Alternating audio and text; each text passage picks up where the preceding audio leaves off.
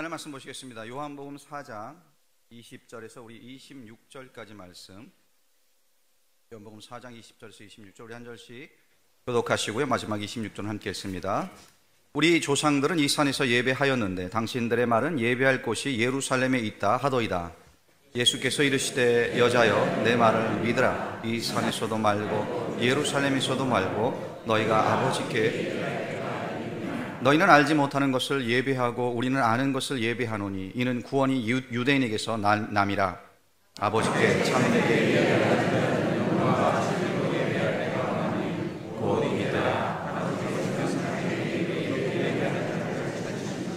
하나님은 영이시니 예배하는 자가 영과 진리로 예배할지니라. 여자가 이르되 메시아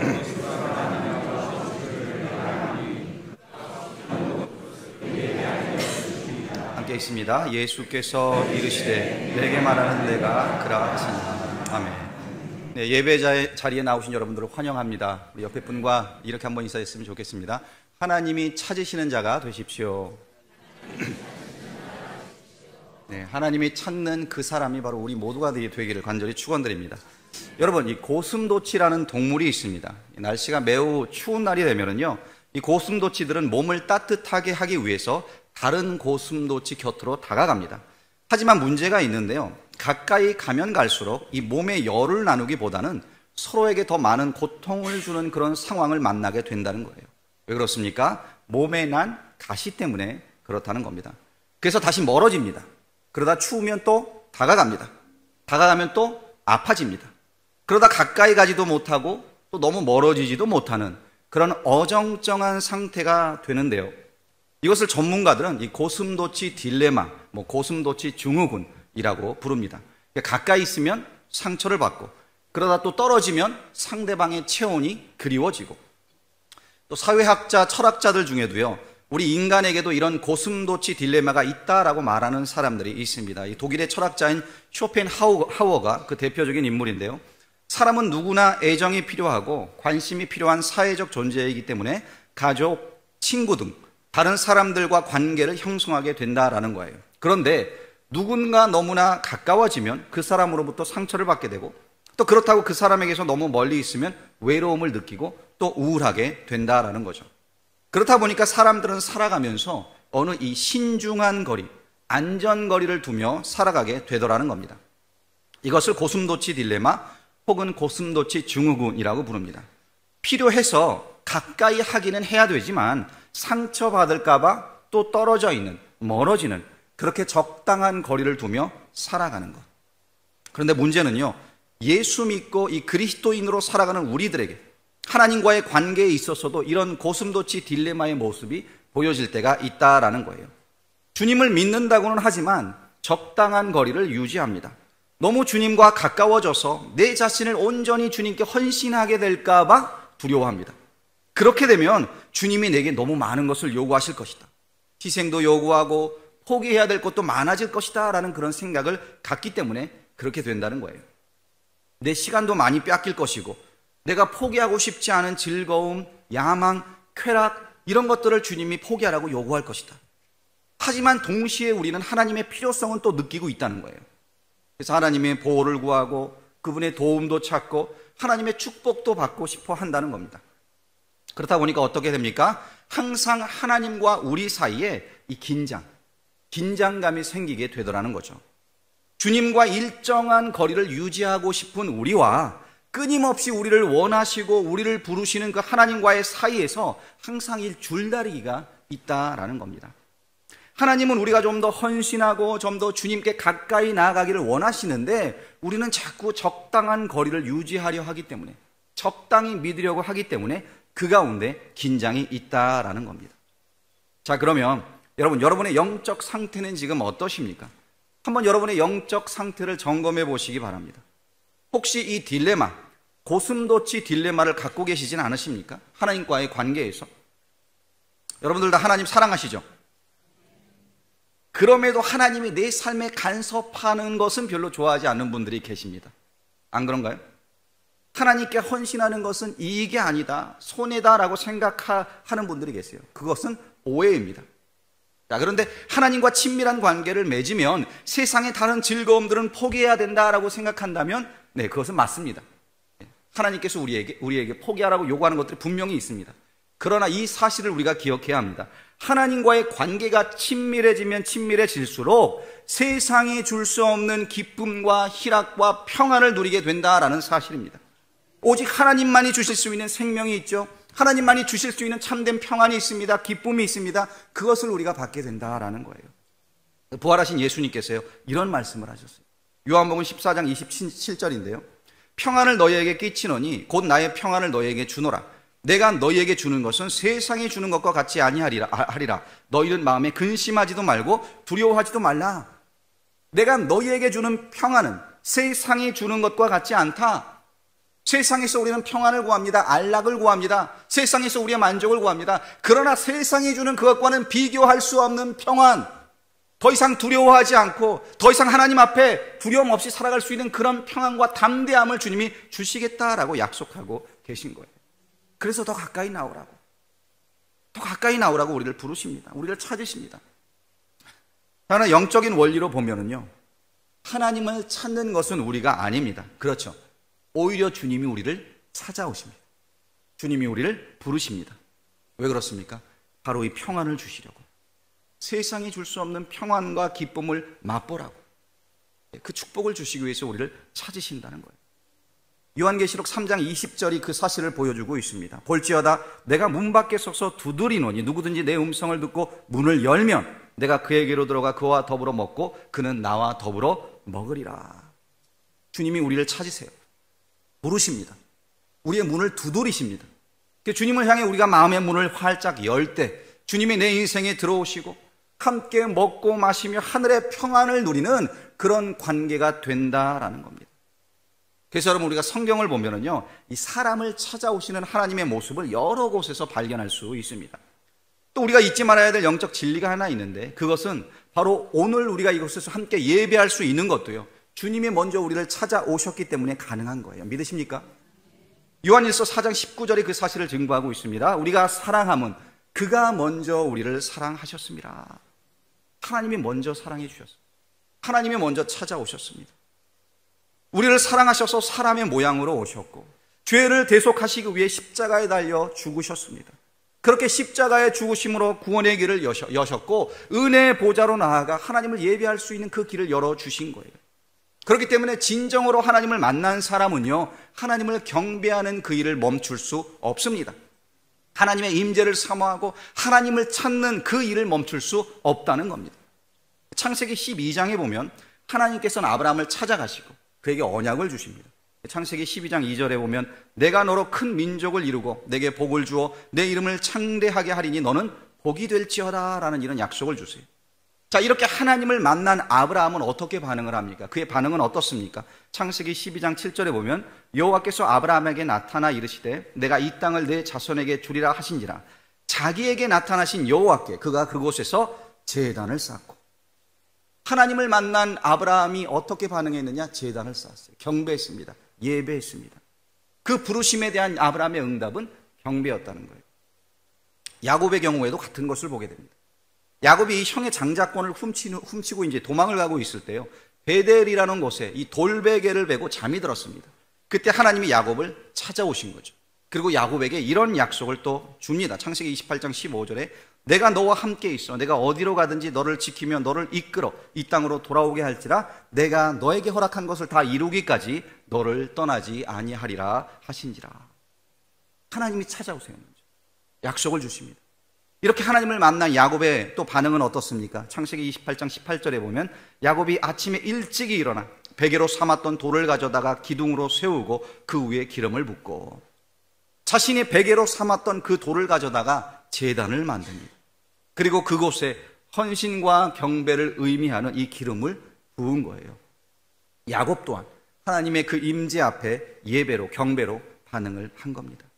그렇습니다. 우리가 시편을 보아도요, 하나님을 만난 후 그 하나님의 이름을 찬양하고 경배를 멈출 수 없었던 수많은 사람들, 다윗, 솔로몬, 모세, 고레의 자손들, 이 사람들의 노래가 가득 차는 것을 발견하게 됩니다. 그런 거예요. 하나님을 진정으로 만나는 사람에게 이런 일들이, 이런 반응들이 일어난다는 겁니다. 하나님을 향한 경배를 멈출 수 없습니다. 자신의 삶 가운데 이 경배와 예배가 우선이 되는 그런 삶으로 변하게 된다는 겁니다. 그래서 오늘 본문 23절에서도 이렇게 말씀하고 있죠. 아버지께 참되게 예배하는 자들은 영과 진리로 예배할 때가 오나니 곧 이때라. 아버지께서는 자기에게 이렇게 예배하는 자들을 찾으시느니라. 아버지께서 어떤 사람들을 찾는다고요? 이렇게 예배하는 자들을 찾으시고, 하나님을 만난 후에 너무 그 하나님의 은혜가 감사해서, 너무 그 하나님의 사랑이 놀라워서 경배하지 않고는 견딜 수 없는 그런 사람들을 찾으신다는 거예요. 여러분, 구약에서와 마찬가지로요, 하나님께서는 오늘도 당신을 경배할 자를 찾고 계십니다. 주님을 향해 이 경배의 제단을 쌓을 사람을 찾는다는 거예요. 진정한 예배자를 찾고 있다는 겁니다. 그럼 우리는 진정한 예배자로 살고 있습니까? 진정한 예배자로 이 자리에 나와 있습니까? 주님과의 그 친밀한 교제를 소망하는 자들, 하나님에 대해 목마르고 하나님의 그 임재를 갈망하는 자들, 성령 충만함을 간절히 사모하는 자들, 자신의 삶 가운데 하나님의 임재와 도움 없이는 살 수 없다라고 절실히 그 하나님의 역사를 필요하는 그런 영혼들, 그런 모습이 우리에게 있냐라는 겁니다. 그래서 여러분, 하나님이 찾으시는 그 예배자가 바로 우리인지 나인지 우리 자신을 돌아볼 수 있어야 합니다. 옆에 분에게 이렇게 한번 말했으면 좋겠습니다. 하나님이 당신을 찾고 계십니다. 그러니 영적 고슴도치가 되지 마십시오. 네, 한마디 더 해주세요. 여러분, 영적인 고슴도치가 되지 마세요. 적당한 거리를 가지고 하나님이 주신 어떤 그런 복만을 누리고 하나님을 향한 헌신과 하나님을 향해 내 온전함을 드리기는 좀 껄끄럽다, 그런 마음 가져서는 안 되는 겁니다. 주님과 더 가까워지면 가까워질수록요 더 안전해요. 더 강건해집니다. 더 담대히 살아갈 수 있음을 믿으시기 바랍니다. 잠언서 8장 17절에서 19절은 이렇게 말씀합니다. 나를 사랑하는 자들이 나의 사랑을 이루며 나를 간절히 찾는 자가 나를 만날 것이니라. 무기가 내게 있고 장구한 재물과 공의도 그러하니라. 내 열매는 금이니 정금보다 나으며 내 소득은 수는보다 나으니라. 하나님 앞에 가까이 나아갈 때요, 세상이 주는 그 금과 은, 그보다도 훨씬 나은, 비교할 수 없는 더 좋은 열매와 보화를 하나님이 주신다는 거예요. 여러분, 우리가 노력해서 얻는 그 재물이요, 그것은요 사실상 우리에게 복이 되지 않습니다. 그러나 하나님의 은혜와 하나님의 역사로 얻는 그 열매들은요, 그것이 참된 복이에요. 그것이 우리가 추구해야 되는 복이라는 겁니다. 근데 하나님께서 그것을 주시겠다. 나를 찾는 자는 나를 만날 것이요, 그에게 내가 이 세상이 줄 수 없는 그런 은혜와 보화를 주시겠다라고 약속하고 계십니다. 그래서 하나님의 자녀된 우리는요, 항상 우리의 생명, 또 우리의 모든 소유, 그 모든 것들이 하나님으로부터 왔음을 고백하고 인정해야 하는 겁니다. 하나님으로부터 받은 것이요 주님이 주신 것이다 라는 거예요. 생명도, 건강도, 물질도, 기쁨도, 평안도, 자식도. 이 사실을 인정하는 사람도 있고요, 인정하지 않는 사람들도 물론 있습니다. 자, 그렇다면 그 차이가 어디에 드러납니까? 바로 예배를 소중히 여기느냐 아니냐에서 드러난다는 거예요. 예배를 중요하게 생각하느냐 아닌가. 시편 100편 3절 4절에 보면 이렇게 말씀하고 있습니다. 여호와가 우리 하나님이신 줄 너희는 알지어다. 그는 우리를 지으시니요 우리는 그의 것이니 그의 백성이요 그의 기르시는 양이로다. 감사함으로 그의 문에 들어가며 찬송함으로 그의 궁전에 들어가서 그에게 감사하며 그의 이름을 송축할지어다.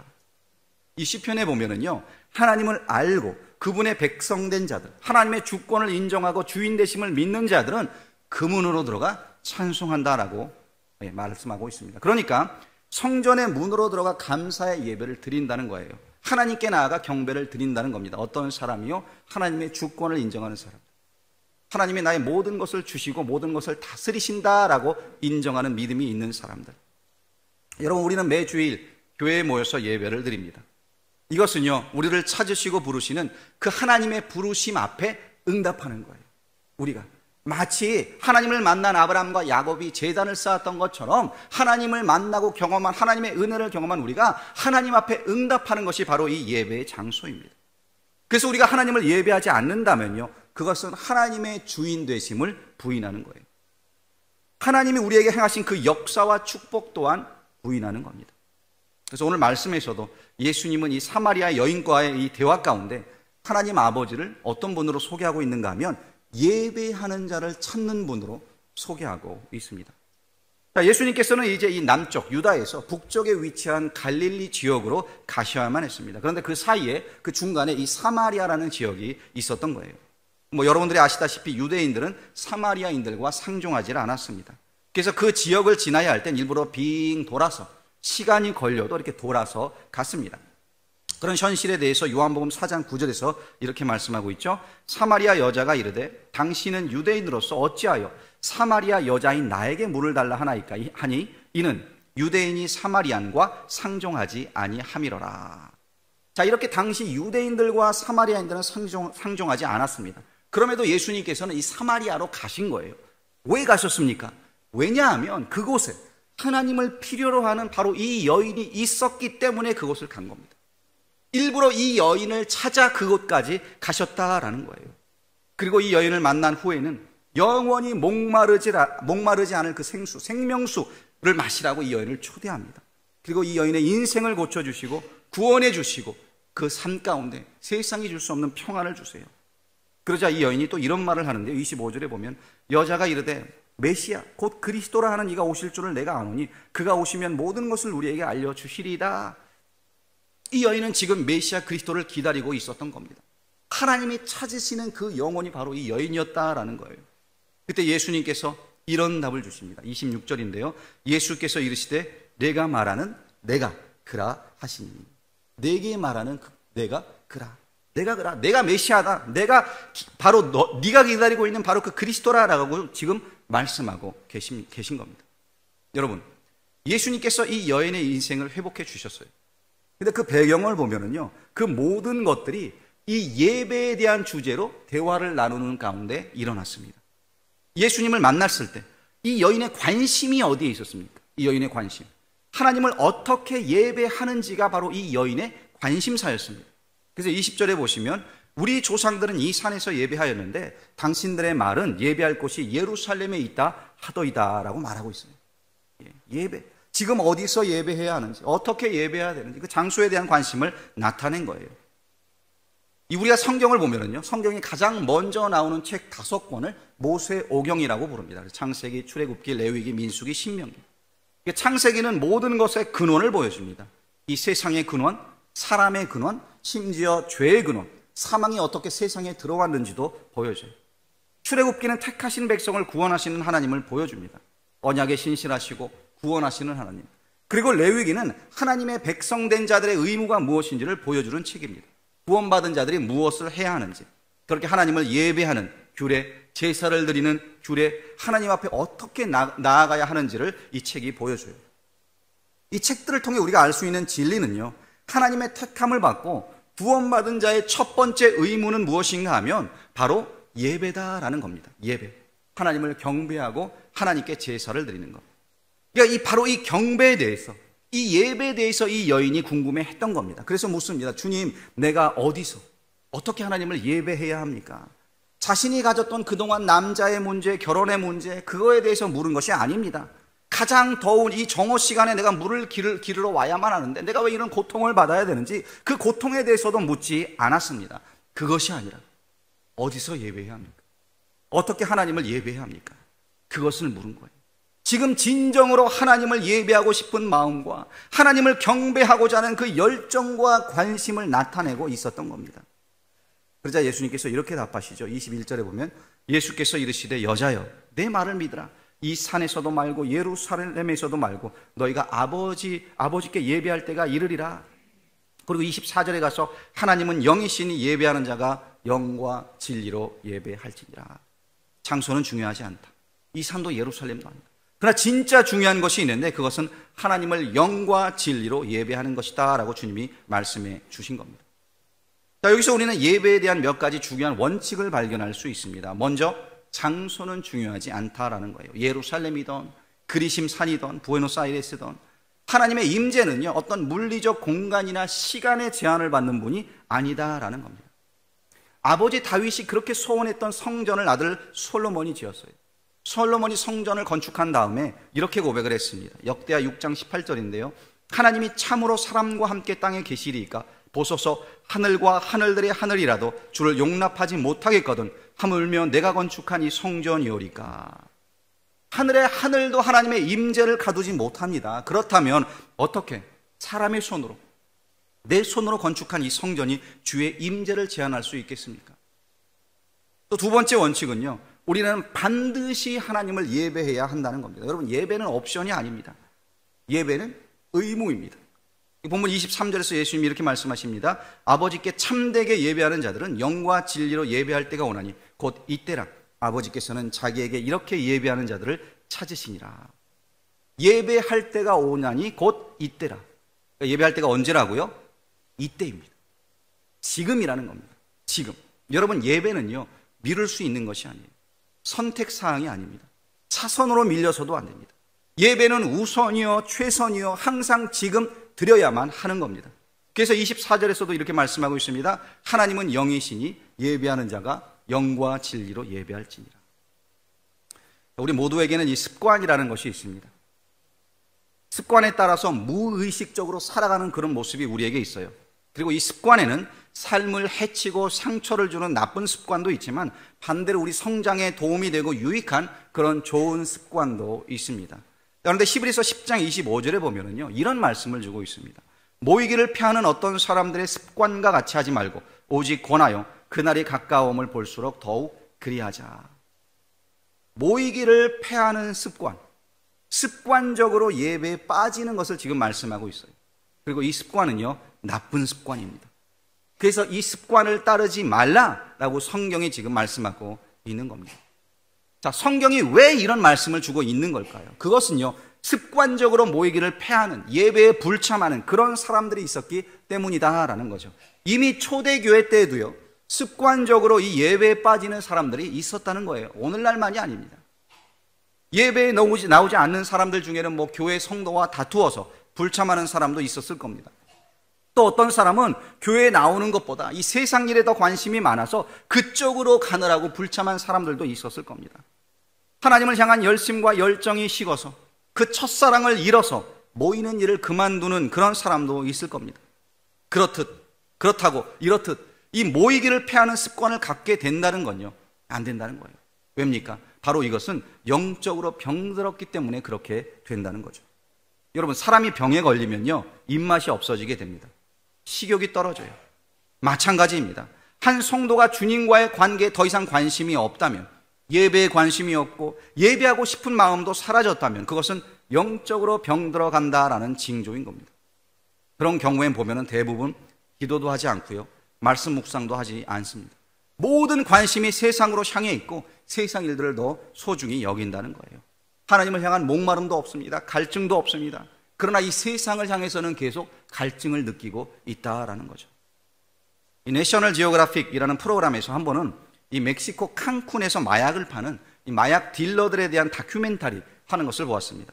칸쿤에서 마약을 파는데요, 그 대상이 대부분 미국에서 온 이 관광객들, 미국 사람들이었다는 거예요. 왜냐하면 미국보다 멕시코가 마약이 더 싸기 때문에 일부러 이 관광을 그리러 오는 마약 중독자들이 있었다라는 겁니다. 예를 들면 미국의 이 라스베가스에서 마약이 한 40불, 50불 한다면 칸쿤에서는 절반, 20불이면 구매할 수 있었다는 거예요.